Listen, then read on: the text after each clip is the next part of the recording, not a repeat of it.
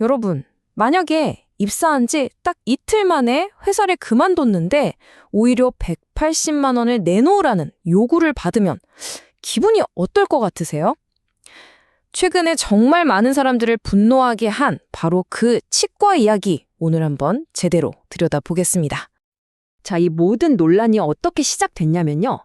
바로 한 직원이 겪었던 정말 믿기 힘든 경험 때문이었습니다.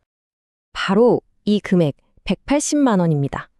이게 무슨 돈이냐면요. 앞서 말씀드린 것처럼 입사한 지 딱 이틀 만에 그만뒀다고 월급의 거의 절반에 달하는 돈을 회사에 물어내라고 요구한 금액인 거죠. 정말 황당하죠?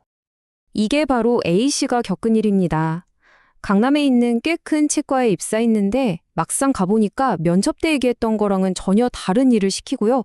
갑자기 새벽 근무도 해야 한다고 통보하고 심지어 실수 한 번 하면 월급에서 돈을 깎겠다고까지 했다는 거예요. 이러니 꿈에 그리던 직장이 이틀 만에 그냥 악몽이 되어버린 거죠. 도저히 안 되겠다 싶어서 A씨가 퇴사를 결심했더니 병원 측에서는 뭘 내밀었냐?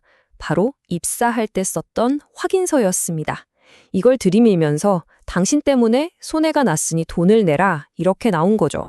그런데요, 이 A씨의 이야기가 세상에 알려지기 시작하면서 이게 그냥 계약서 하나 잘못 쓴 그런 단순한 문제가 아니라는 게 밝혀지기 시작합니다. 그 실체는 훨씬 더 끔찍했어요. 고용노동부가 조사를 딱 시작하니까요. 그동안 억눌려왔던 증언들이 정말 본물 터지듯이 쏟아져 나왔습니다.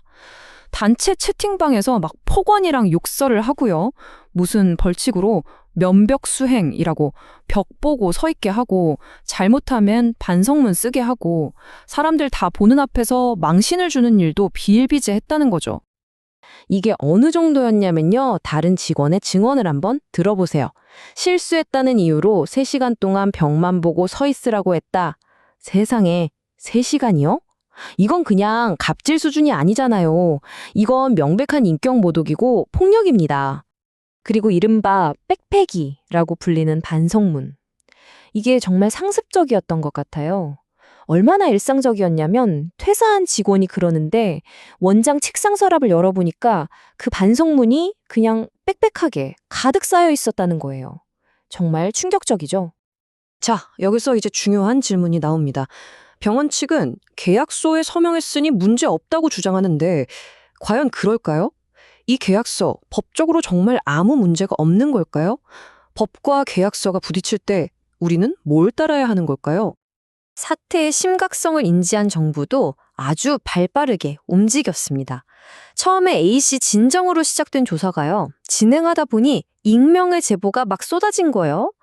아, 이거 보통 일이 아니다 싶으니까 바로 7명으로 구성된 특별 감독팀을 꾸려서 전면 조사에 들어간 거죠. 조사 결과 이 병원이 명백하게 어긴 법 조항이 있었습니다.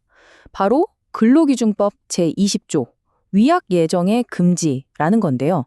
이게 뭐냐면 아주 간단합니다.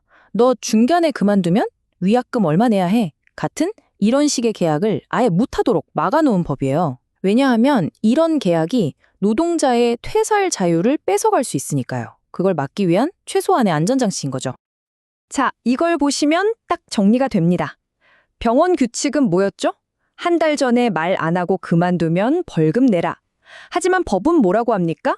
그런 식으로 미리 벌금을 정하는 계약 자체가 불법이다. 명백하죠.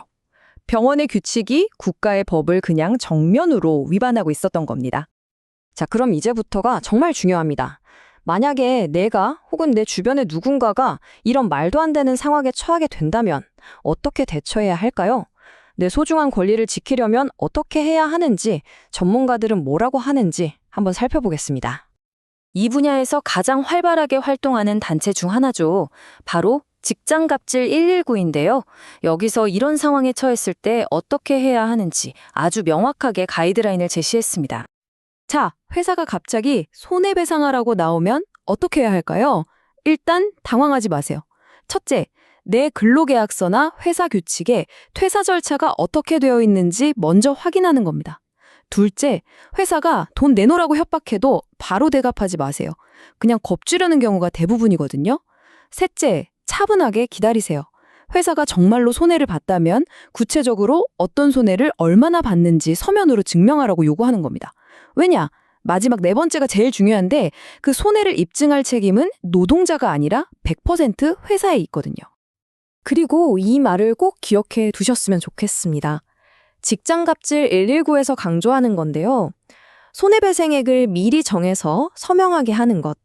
그 행위 자체가 이미 범죄라는 겁니다. 그러니까 내가 사인했으니까 어쩔 수 없나 하고 지레 겁먹거나 위축될 필요가 정말 단 1도 없다는 뜻입니다. 하나 더 알아두셔야 할 게 있습니다. 설령 내가 일하다가 정말 실수를 해서 회사에 손해가 생겼다고 쳐요. 그렇다고 해도 그 책임을 직원 혼자 100% 뒤집어 쓸 수는 없어요.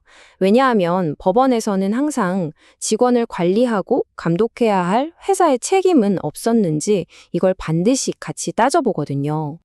자, 이 사건을 보면서 우리는 그냥 와, 저 치과 진짜 나쁘네 하고 끝내면 안 됩니다.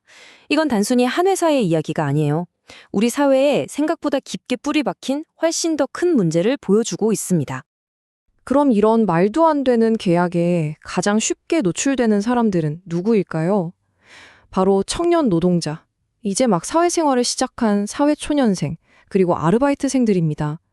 다시 말해서 아직 자신의 권리가 뭔지, 법이 나를 어떻게 보호해주는지 잘 모를 수 있는 노동시장의 가장 약한 고리들이 타겟이 되는 경우가 많다는 거죠. 결국 이 사건은 우리 모두에게 하나의 질문을 던지는 것 같습니다. 내 서명이 들어간 계약서 한 장.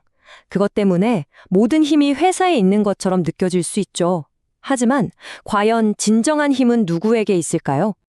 오늘 우리가 살펴본 것처럼 법을 알고 내 권리를 아는 것, 바로 그 아는 것이 힘의 줄을 우리 쪽으로 가져올 수 있는 가장 강력한 무기가 될 수 있습니다.